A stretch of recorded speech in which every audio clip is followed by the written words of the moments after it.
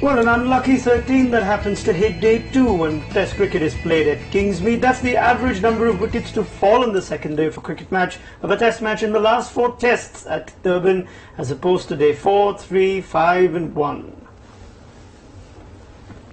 Well, thank God for the weather gods having cleared away, because we finally got some cricket, and boy, the real South Africa showed up. Sanjay Manjrekar has gotten a lot closer to me in the meantime. Daryll Cullinan takes the far end, but it's been a very fine session of cricket if you're a South African fan. 4 wickets in that session, Daryll, and I think the immediate question to ask is, what did South Africa do differently, if anything? Well, we've been calling for them to run in a lot quicker and bowl with more intensity and aggression, and I think that's what we saw there. There was a bit of reverse swing as well, but it's good to see Daryll Steyn, finally leading from the front, and after 67 overs without a wicket, finding success and finding it quickly in fantastic style. Yeah, credit to Matchpoint, of course. Dave was probably watching that while the rain was persisting, and after he saw that, it gave him the requisite amount of fire and has given us the requisite amount of content to discuss on TV. We're going to talk about what the South Africans have done, the illusions that we live the in, wickets, the illusions that we live, the simple pleasures of simple people. Sanjay Manjrekar, the same question has to be put to you as well, because what the Indian batsmen seemed to be taming yesterday, suddenly they were in a different pit of fire. That famous West Indian quartet, the fast bowlers of the 80s and 90s that put the fear into all opposition batsmen. There was typically Michael Holding there, Andy Roberts, Joel Garner, but there was one guy who was feared the most, which was Colin Croft. And a lot of batsmen, felt that they actually worried more about Colin Croft purely because he wasn't looking to get you out. He was looking to hurt you. So somewhere batsmen respect such bowlers and are fearful of bowlers who look to be aggressive and try to hurt you.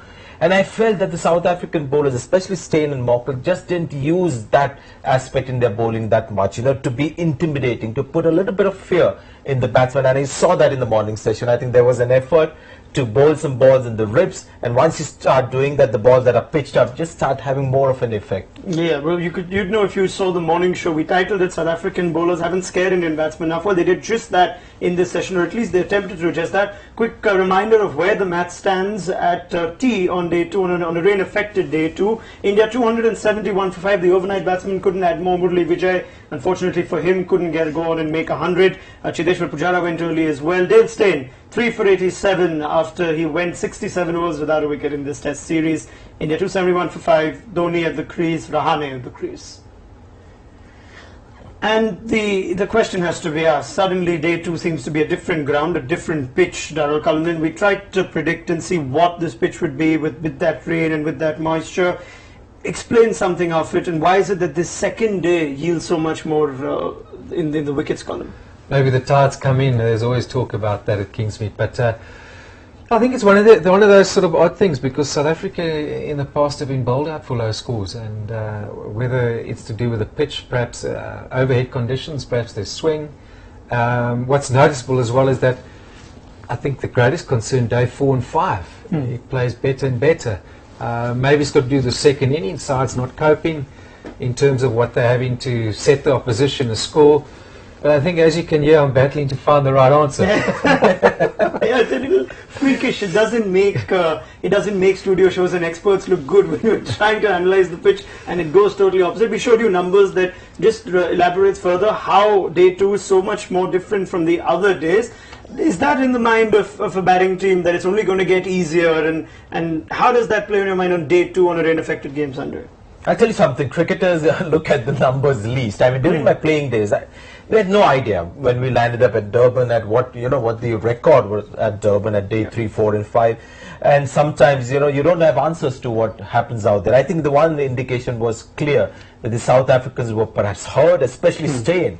That little moment when he was saying something under his cap when a catch was dropped, and the way he was fired up. So all it needed is a little bit of, fire to come back into the belly of somebody like Steyn. And then, the others fed from it. Couple of errors from batsmen, some forced, some unforced. So that's all there is to it. And it just, I think, played out nicely to make the stats look good on day 2. If we look at the wickets, Vijay getting out, I couldn't help thinking that being on 97, because both him and Pujara was superb. I thought Steyn, where he was good, just going to him, he mixed it up a bit better. He got a few more balls fuller, which got the batsmen thinking about their footwork. But that little moment there, 97, if I just get a bit of bat, it's down for 4, I've got my 100. I mean, Kohli caught down the leg side. You seldom get out like that, so that's a little bit unlucky. I think we've got a pitch map of Steyn to Pujara. I think we've got trajectory on how exactly this went. Now, so this is what Daryll was saying with the short balls too. Yeah, so and then where it kind of left the batsman, I thought that Steyn generally, besides the aggression, was a lot smarter in mixing up his lengths. Okay, now the one interesting thing, Daryll, in all this is that just watching South Africa, and we saw the difference. Steyn yesterday, 130 fresh morning. Today, prolonged fresh morning, 140 straight away. Firstly, just try and tell me, why is it that what's the reason to go down on that pace? I can only think that perhaps with the new ball he's looking more for swing than genuine pace, and that's kind of been the way that he's gone of late. He hasn't been, when he started out like all quicks, it was just all about pace. But in saying all of that, he's been hugely successful. But the one thing though that I do agree upon is that there's got to be more times with the new ball that he's got to be looking for pace first and then swing. See, I can understand looking for swing, because that's something Alan Donald as well did with the new ball, trying to get it up there to swing. So I can understand the first spell being like that. But the second, third as well on day one were mostly slow, and it was again like good boy, bowling up outside the off stump. When India was 180 for 1, that's when he started to become a little more aggressive, bowled round the wicket. So, impressed by South Africa this morning, but overall, they've just lacked that kind of aggression that would have come to good use. We're going to show you the wickets as to how Dale Steyn got got Murali Vijay and Pujara, the overnight batsman, out, just to see if there was a plan in action that was put in action. Take a quick look at Dale Steyn bowling to Murali Vijay. Number 5 is the wicket ball. Sanjay, 2, 3, 4 are the balls building up to it. Can you decode any plan over there? Yeah, clear plan to be more towards body than outside the off stump. He talked about that line that they bowled yesterday, which was closer to the stumps, but not closer to the body. Now, what they did this morning was they didn't care too much about where the stumps were.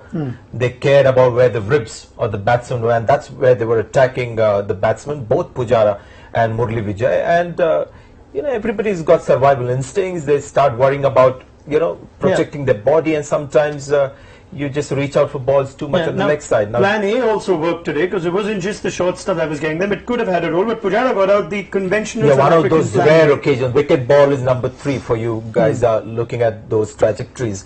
And the ball that was pitched up, and from Moni Mokel, it was almost like a driving lane delivery to Pujara. And he's such a wonderful batsman when it comes to feet movement. Very clear in his mind which are the balls that have to be played on the front foot, which on the back.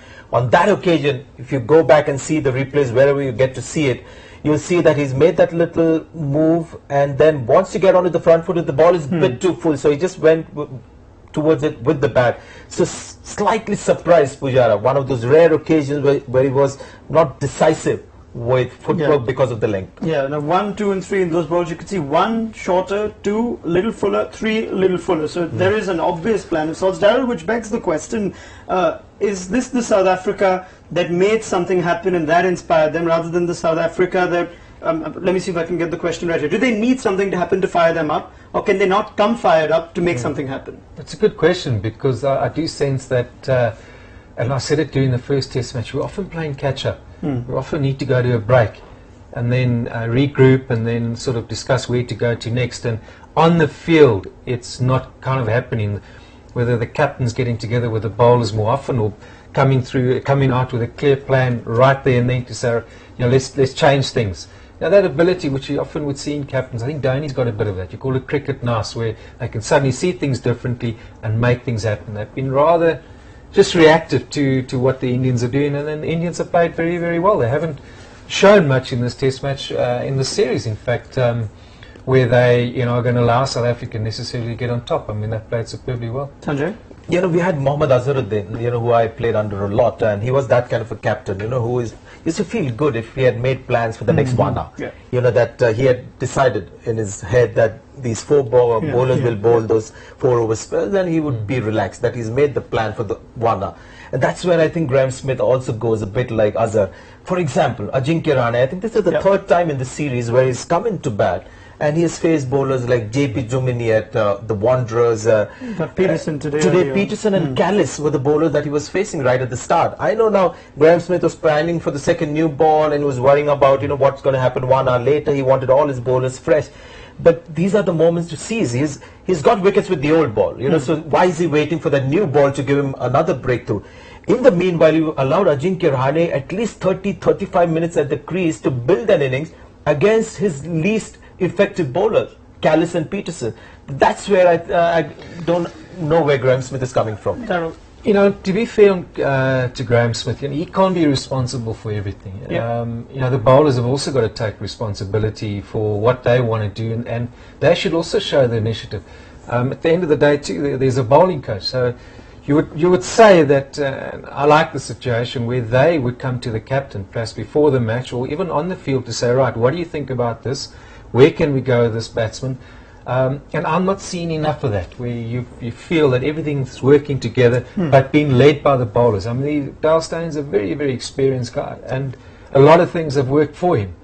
But where suddenly they find themselves on a pitch like this, they don't quite have enough ideas. But just if you're looking at this and you're comparing it to the scorecard, there might be enough people thinking we're going too hard at South Africa. A session of 4 wickets for 90. You think it's South Africa's session. Now, so let's go hard at the Indians now. we leave that one to you.